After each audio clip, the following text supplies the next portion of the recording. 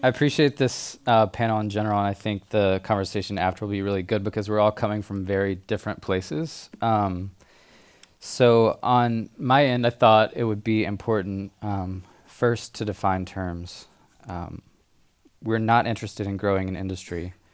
We're interested in growing a field. In an art world obsessed with money, we want to understand how to surpass it. If we can't imagine new models as critics or publishers, we're perpetually subservient to models we claim to oppose.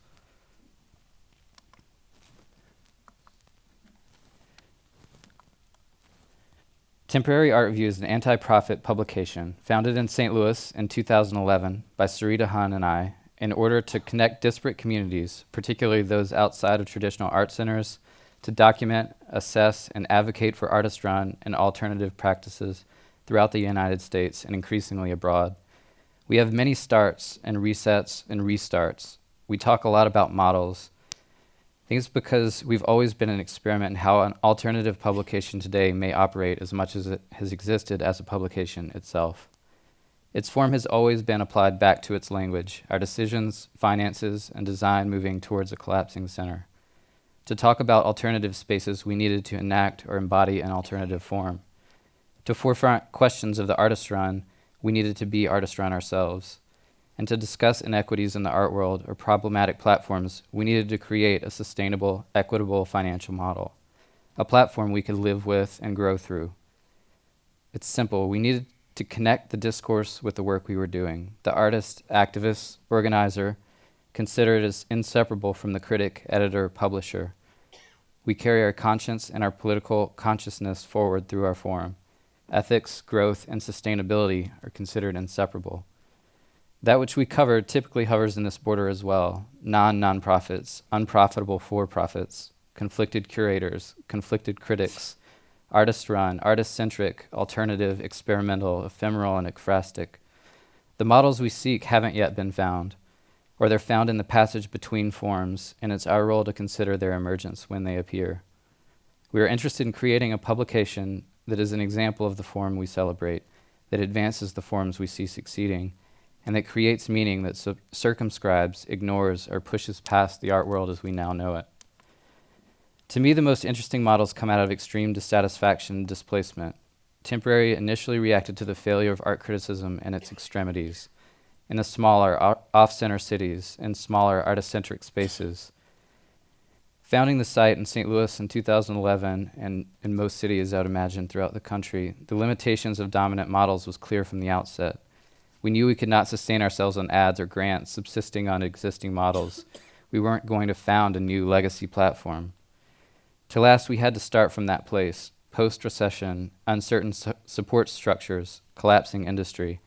We emerged alongside what we felt was a defining element of our time, the return of the alternative space in the wake of economic shifts, the protests and shudders of place and context, the conditions of scarcity itself catalyzing new models. Entering this landscape as a national site with an emphasis on communities without an active critical dialogue only punctuated this. The models weren't working, so the work wasn't happening. So much of our work just went undocumented, undiscussed. Putting it in a broader context of art criticism publishing, a point that persists is that not only are our critical institutions and traditional media outlets faltering, but there continues to be a startling lack of meaningful expansions of models. Not just bloggers, part-timers, and casual critics that fill in the gaps our media outlets have always missed, but emerging models of writing and publishing more broadly.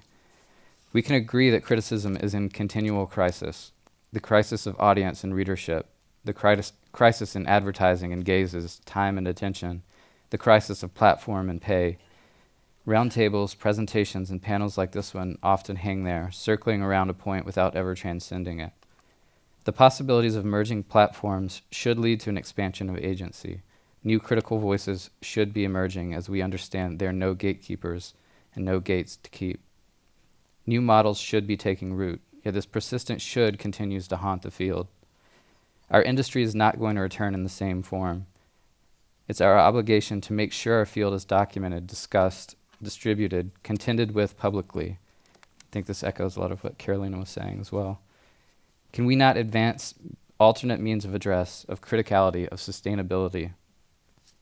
In times of crisis, sometimes it's sufficient to state the issue, then experiment with whatever is within your control.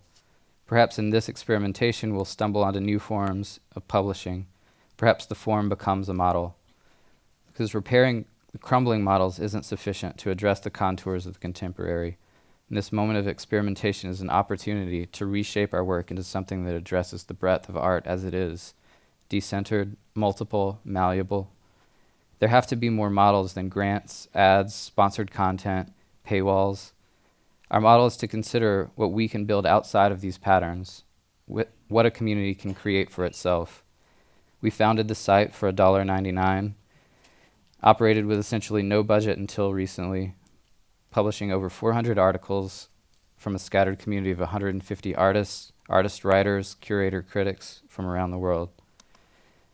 Through this act, we became increasingly interested in the possibility of creating radical, sustainable, and alternate forms of organizing, of publishing, of being, in the emergence of a radical conscience not limited to locality. In many ways, this is what we were doing all along, but it was inarticulate until we relaunched the site last year as an anti-profit publication, with the formulation that our vision was to make a public, or at least attempt to. This making of a public, connecting together as a community, was itself a goal. We didn't feel like there was a place for ideas to gather that was open, equitable, accessible, diverse, intelligent, a place to prepare that was neither for nor non-profit, but was other, opposed, experimental, in not just language, but in form. Not just by content, but by finances. That was a form itself that acted out our oppositional, radical stances being alternate to, yet intersecting with the art world we engage. We decided to distribute what we had, this public, embarking on ad shares, mutual support, cooperative models, and an attempt to build out a structure we could live with and in. It is still very much an open-ended experiment, one that works at certain moments and, of course, feels restrictive at times, but nonetheless keeps the space of the site open and undetermined. Temporary exists in a complex position, which I feel is essential to make transparent. We are an anti-profit experiment in mutualism and collectivity, primarily managed by two people, and published in proximity to the Luminary, a nonprofit, which I also helped found. It doesn't exist entirely outside of these systems we critique, but at angles with it. We do sell a small number of ads, mostly from friends and partners. We received some grant money from the Warhol Foundation through the Luminary in order to create a fund for writers and guest editors. But most of all, something like 95% of what we publish has been bartered, donated, given to the public as a way to advance this discourse. It's a collectively developed platform for a quickly growing number of contributors and readers. Anti-profit for us is a transparent reflection of our finances, or more properly, that we operate without finances at the center of our enterprise. We may make money, but when we do, it's equally shared as one form of payment among others. So we don't exist due to a financial model, nor are we dependent on one. We found, both for ourselves and for many of our contributors, that finances aren't the primary concern when you're openly aligned along a similar vision. That removing money from the center of the conversation doesn't collapse, but actually expands it.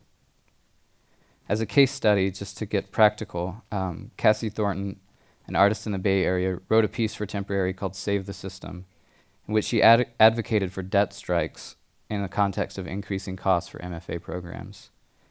In exchange, she was given an ad space on the site to do with whatever she wished. She could sell it, barter it further, advertise a project, or whatever. She ended up putting up a gold and black ad saying, "Bad credit does not equal bad person," which led to a site in which she would offer alternative credit scores to individuals through her feminist economics department. This microcosm of the site connects as an idea outward, merging an alternative proposition in one field with the structure of a publication in another, positing a valid alternative economics in a succinct act. For us, an emerging community is the concern, in a broader sense, of a radical alternative that does not just critique, but builds. It's important that Temporary is just one model among many advancing these ideas, a publication echoing the ways that artists are working. The metaphor we've productively applied to our work, but also the larger landscape of the artist-run ethos is that of wild building. It's a practice in which families and small communities create a settlement on a border territory that drains off resources from the grid in order to sustain it. What's most interesting about these structures, they're built along a particular logic. The family builds the first floor out fully, finishing it as a living space and moving in. However, the second and third floors and so on are framed and left unfinished, waiting for future generations to inhabit and expand it. It's a radical form, open-ended and anticipatory. The act of foretelling, waiting, preparation, paired for us with documenting, describing, assessing, anticipates the sustainable structure in a migratory border, an untermed territory. We're interested in building towards this future space, creating a ground floor that is inhabitable, living here and inching upward, floor by floor. We wish to make a public, or at least to attempt to. Thank you.